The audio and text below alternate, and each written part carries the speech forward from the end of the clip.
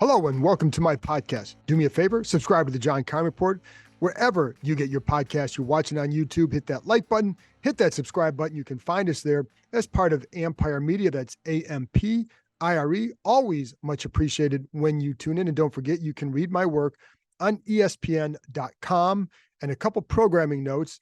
I'll be back after the game, wrapping up the Seahawks Commanders game. Then, of course, Tuesday morning, film review, Tuesday night, with Bram Weinstein, the voice of the Commanders, in our live stream show.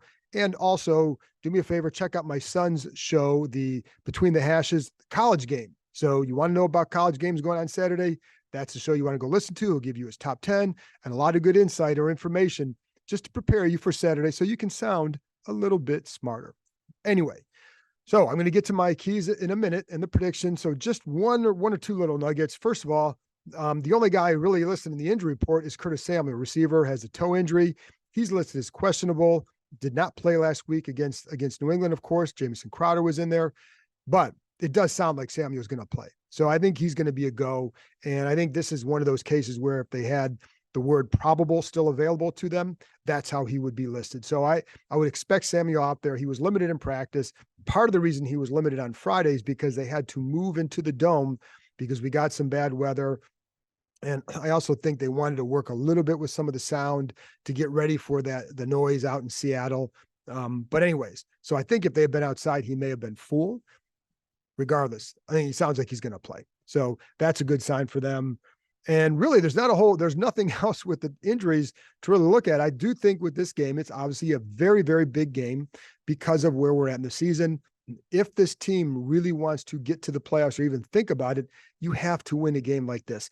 Losing at home to Chicago, losing on the road to the New York Giants. Now, is one okay? Well, neither one of them are okay, but one, you can overcome one of those. The only way you can overcome both those bad laid eggs is to win a game at Seattle beat a good team on the road.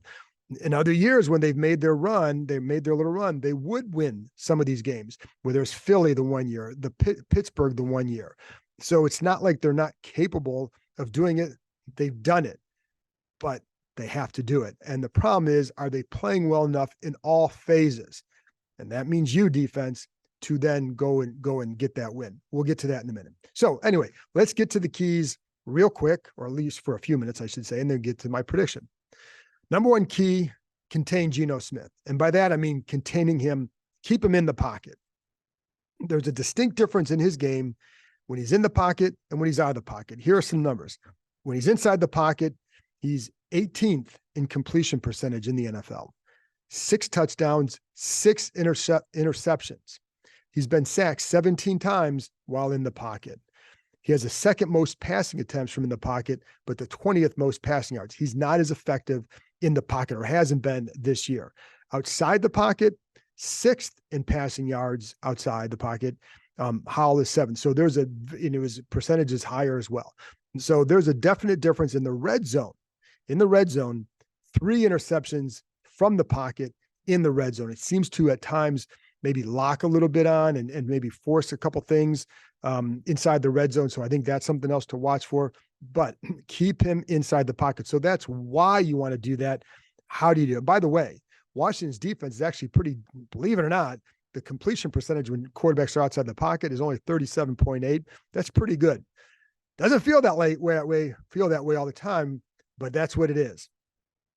So they need to keep them away from the big play. Geno Smith gets outside the pocket with Lockett and DK Metcalf and Jackson Smith and Jigba.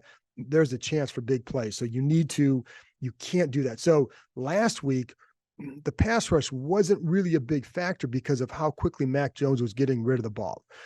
He had the second fastest time throwing the ball in terms of getting rid of the ball of any quarterback last week. So you couldn't do things like stunts and games and stuff up front because it was just going to take too long and the ball was going to go. So they only did a couple of those. So you really wanted to get a quick rush, and that's what they try to do. You can do a little bit more of that this week. You can run some stunts. You can run some games. You can maybe run a few more blitzes. But some of what you need too is those defensive ends have to really be disciplined in the rush. And I know disciplined rush is like it should be an album name for this defense over the last 4 years. You know what I mean? Like, it's just been such a big part of what they have or haven't done. And it's always been did they have one? Did they not? Especially when you're facing a mobile quarterback, it's very important, as we know. The one thing with Smith Williams and with Tuhill is, if you're not the playmaker that Chase Young or Montez Sweat are, so you have to do what you're asked to do. And that in this game is to be disciplined. So, and there were times with Geno Smith where I'd see him have some success against Cleveland, for example, one time because Myles Garrett, tremendous pass rusher, but he gets about 10 or 11 yards upfield. That's way too far upfield for a guy like this. You want to get to about 7 yards and start to pinch, condense that pocket and keep him in there. So I think if you can do that, then you have a better chance for success against this offense and maybe force him into something. And listen, this isn't the Geno of last year where he was the beloved son of Seattle. Now he's the guy that could they turn on him a little bit if things aren't going his way, because he hasn't had the same kind of a year that he did last year. So get him off to a slow start, but keep him in the pocket. And you can then do some things against him if you want with a blitz or two. And one of the things, again, with the pressure situation, I think we'll see what they offer coverage.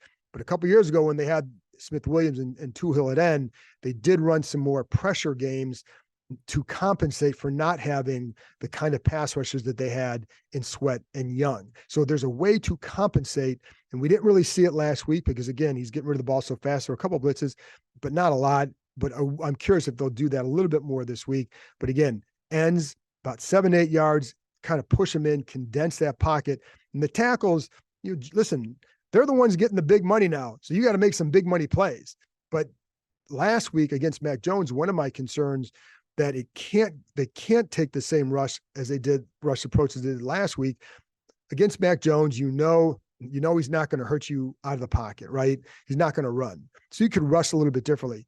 But there were a lot of gaps sometimes in the middle of that rush that the ends and the tackles would be almost in the same gap on the outside. And it was like that on both sides. So you need to be able to be a little bit better than that, because I think Geno Smith will hurt you if you give him that opportunity. He does make guys miss in the pocket. You want to condense it and make him throw from the pocket. And he's been turning the ball over. So this is a way to help get him to do that again. So don't get too high as the end, get it too high upfield. And I think you'll be okay. But once he gets outside there, you got, Tuhill's a good athlete. You're going to have to chase him down. That's where you're going to miss guys like Sweat and Young because they were tremendous athletes. But do your job and you condense them, you're going to be okay. And then, John Allen, Daron Payne, one of you guys has to make some plays inside because there are some weaknesses on that line. Seattle's line, they use, I think it's been 7 different line combinations this year. So a lot of issues up front. My understanding is they'll have 4 of the original 5 starters back for this week. So they'll be in better shape, but it's not like the line has been great. So that's an area where can they take advantage? Can Allen or Payne or Ridgeway, when they come in, if they do the Cinco package, can they get some pressure up the middle? I think they should be able to. So there you go. That's number 1. Number 2, disciplined eyes. And so Seattle likes to give you a lot of eye candy, right? And a lot of things to try and fool you, et cetera. Some different alignments. For example, they had one alignment where you had Smith and shotgun. To his right were 2 tight ends. To his left was the running back. And then the running back kind of does, goes a little bit, goes in motion, does a little fake end around, then he throws it somewhere else. So there's the different things they sometimes have going on to test what are you seeing things right? Are you focusing on your job? And where are your eyes where you need to be? Because they're going to test you on that big time. They do a lot of jet fakes, so do a lot of play action off them. They'll have the jet they'll have a jet from going from right to left, the jet fake. Then you have the play action to that side as well. Then you're turning and you're going to throw back to a receiver coming behind the formation out to the flat for an open throw. So you've got to pay attention to that. If your eyes aren't disciplined, if you're not looking in the right place, you're going to get burned. And I think that's something that we've seen from this defense. That's part of the problem. Like Emmanuel Forbes has had issues with that, right? He's not the only one. Too many of these guys, that's why they give up so many big plays. But if your eye's in the right place, then I think you should be okay. They're going to test your rule, that they're going to test your knowledge of the rules of your defense. That means communication. So that goes along with it. Your eyes are right, you communicate, and there you go. They like a lot of the jet action. They do like those receiver screens.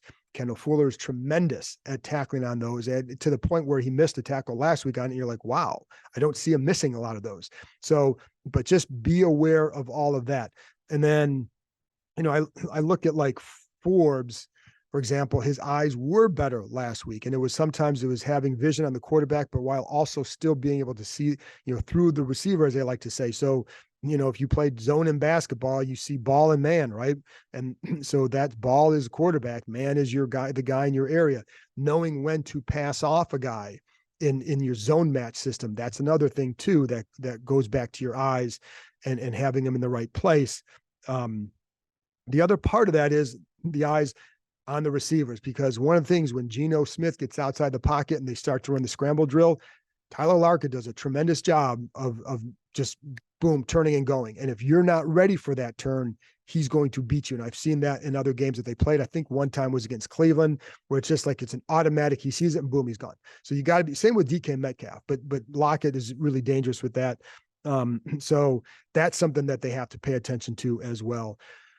Because with those eyes, the concern then becomes the big plays that this team is allowed. And sometimes to me, a lot of it is, and I talked about this the other day on the podcast, is in the details of the position. So, for example, this has happened to Benjamin St. Juste twice. He got burned by it against Chicago. He got fortunate against New England on the same kind of route, that little sail route where the receiver takes you inside, fake inside, and you're turning back out to the corner. Well, on those plays, he has to know he has inside help from the safety. Both times, though, he's overplaying it to the inside. And for whatever reason, and the guy's open both times because of it. Now, one was completed, one wasn't, but know where your help is. That's the details of the game. Know which hip you're supposed to be on.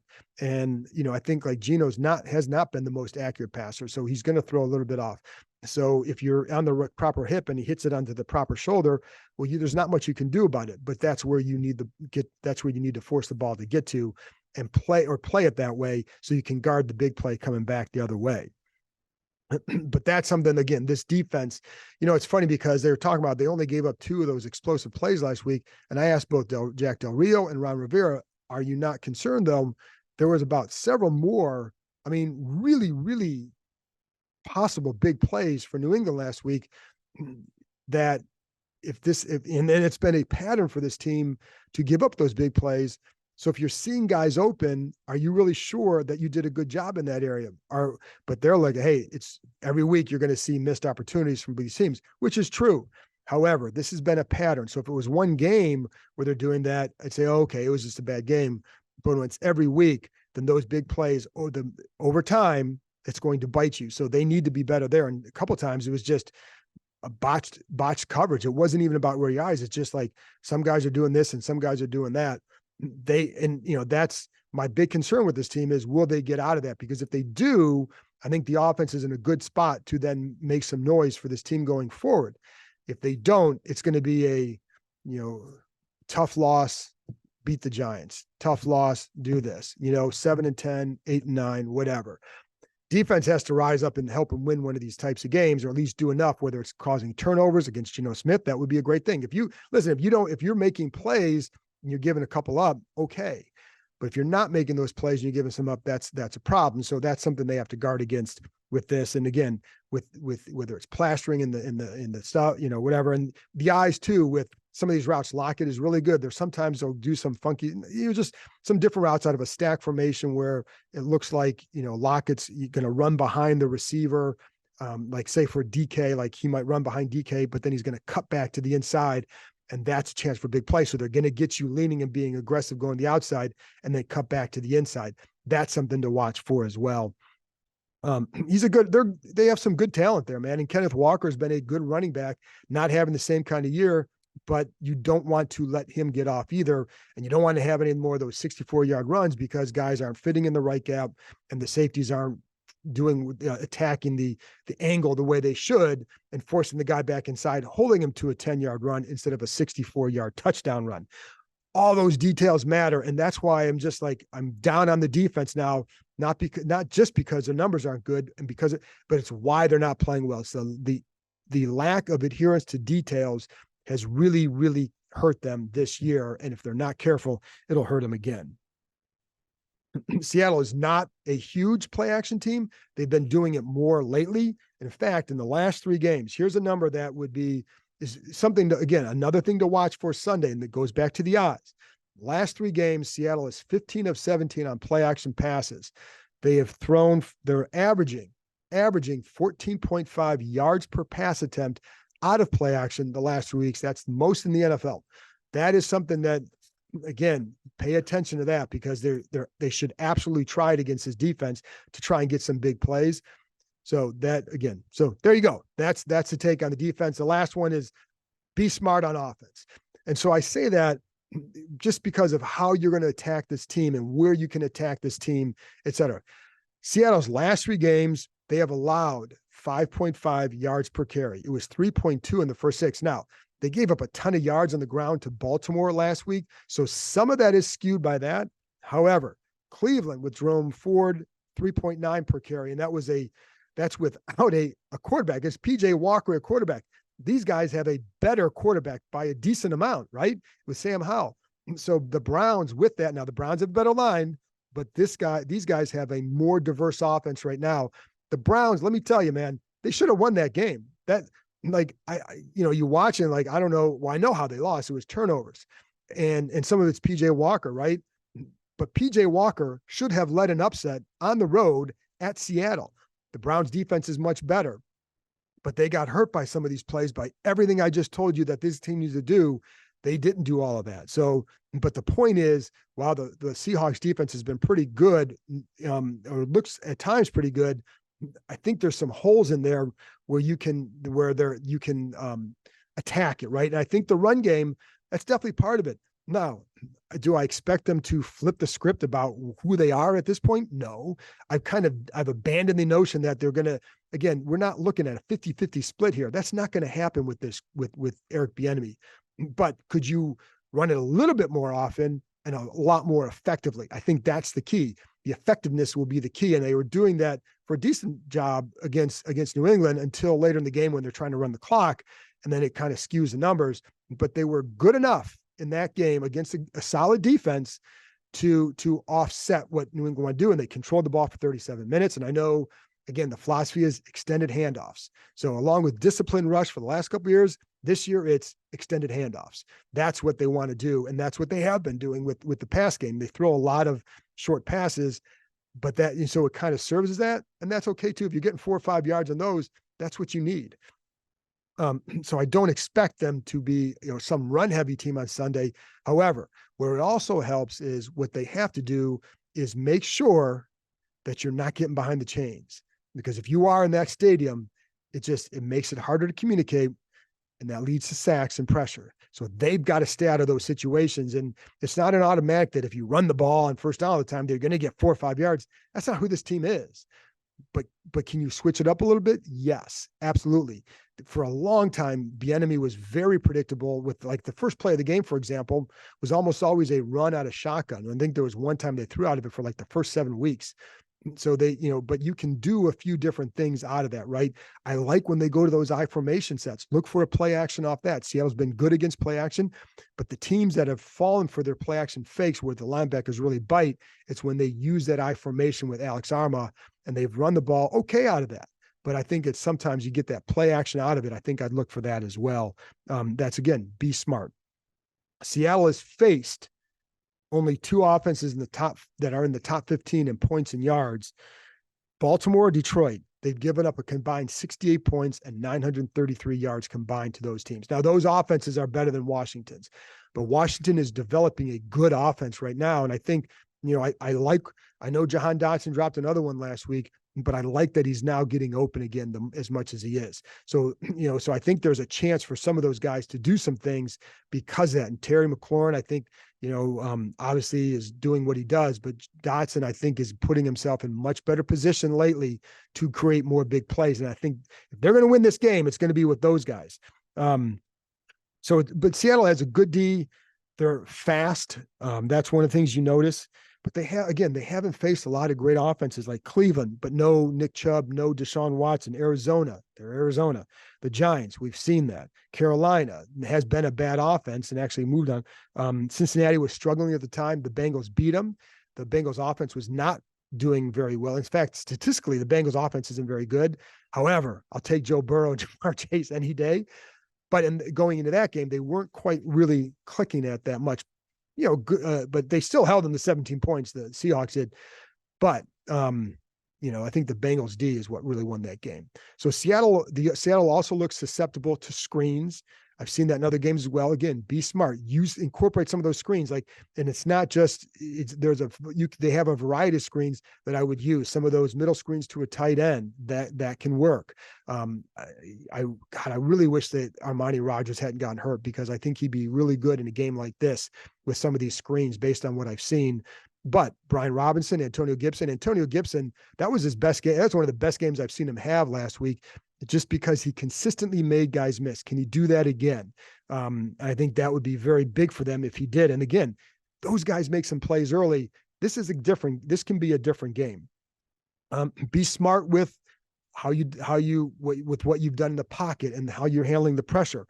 The last couple of games, Sam Howell and the offense has done a really good job avoiding the sacks. Those sacks are massive, massive killers to any drive, and especially when you're on the road in an environment like it's going to be Sunday. So you've got to be able to make sure you're handling that and seeing what you're seeing. There were a couple of times last week where I didn't think they saw the pressure that was coming. If you remember, one of the sacks that Howell had in the corner blitzes, where the line is sliding to the left. That's why nobody's looking at the blitzing corner. In fact, Logan Thomas is sitting here, but he's looking inside, because they were all gearing for the guy on the other side to blitz. And so nobody saw him, and Gibson releases the other way. Howell's got to run for his life, gets sacked. So it's just, you've got to make sure you know who's coming. Jamal Adams is a guy, they're going to blitz off the edge with some of the corners, but Jamal Adams too is a dangerous dude. Still very, very good against the run, plays a lot in the box. When he's back in safety, I think you want to try and tech him. He's been a little bit better in coverage this year, but I'd hear that about Landon Collins. There's a lot of similarities. Adams is a bigger playmaker, but in coverage, it's not his strength. So if you can attack him in coverage, and you've seen this, maybe get some stack formations or get somebody where he's responsible for a slot guy. If you can get a Dotson on him, then you can attack him with Dotson. So that's somewhere into the middle of the field. One of the things I'd look for maybe is can you get some double moves to the outside back to the middle? That's something that maybe they can do a little bit of this week as well. But they will send pressure. And how do you handle it? Because they've done well the last 2 weeks, and some of it is the protection. Some of it is the play calls. Absolutely. Bieniemy, I think, has done a really good job the last 2 weeks with some of the play calls and putting Howell and the offense in better position. And then some of it's on Howell,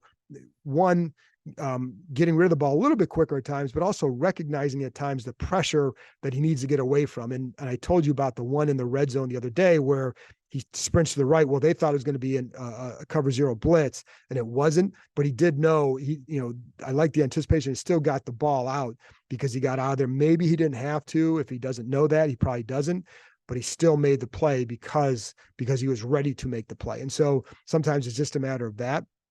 But if he can do that and they can do that, then I think they can have a good game. And so there's a lot of things just to be smart about: how you handle the pocket, how you're moving in the pocket, and the timing of everything, but give him some answers underneath. And because if you get behind the chains in this kind of environment, it could be very, very difficult for them to overcome it. Because it's a noise, it's just hard to hear. So fasty, aggressive again. The other thing is, if Washington uses a little bit more motion, that's something, this last part of this being smart. Early in the year, they weren't using quite as much motion as they had been, for a simple reason. One, because it's because it would change the look of the defense too. So you throw motion, the defense now adjusts. So that gave Howell something else he had to read at the last minute. So they wanted to kind of eliminate some of that for him and just let him grow and develop. Well, now you're starting to see more of the motion coming back. I think that's a way to do it. I love the motion and getting guys into stacks and bunches late to test their rules of the defense, test their ability to communicate. They do have they do have good defensive backs. I mean, I love Devin Witherspoon. He was one of my favorite players in the draft. I know some people here, that was their favorite player in the draft. And Of course, they never had a chance on, but he's a tough dude, plays the run very well. I think you can get some things on him in coverage, but he is a very good corner. Tariq Woolen had a really good year last year and not quite the same year. I had some injuries, but I think you can do some things against him as well. And so I think that's the other thing to watch. And then the one guy that you want to watch up front, obviously they got Leonard Williams. That's going to help that run defense, they hope. And this will be his first game at home, second game with the team. So you start to get a little bit more comfortable. We know what kind of player he is. That's a guy to watch. And then Boye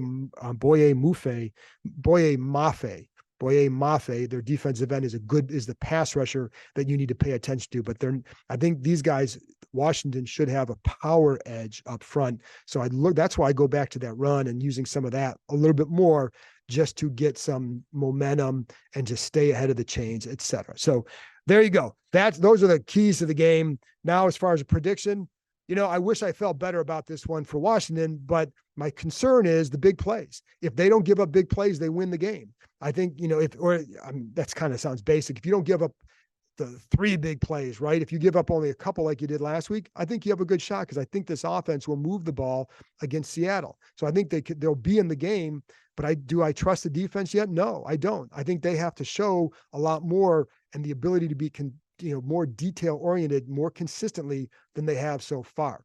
To go on the road and win a game like this, it's going to take an all-around effort. Is the defense in a place?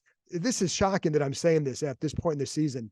I thought this is where they start to take off a little bit if they were going to, because you say, okay, well, by this point in the year, the offense should be hitting its stride. Well, I think the offense is starting to do that. But man, that defense has been brutal, and they've got to play better. Can they do it? So I think that's why I'm a little bit hesitant to pull off an upset here. Can they win the game? Hell yes. I don't think it's certainly not. I don't look at this as an impossible place for them to win or team to beat, because I don't think Seattle is a great team. Again, they lost to Baltimore. Baltimore's playing really well. Bad game for Seattle. I get it. But they also should have lost to Cleveland too at home. And I think the Browns defense is better than Washington's, but this offense is better than Cleveland. So, I think there's a definite chance then it comes down to, the detailed assignments on defense, and do you not turn the ball over on offense? If that happens, Washington wins. But right now, I just don't trust the defense. So I'm going to go Seattle 27, Washington 24. That's it.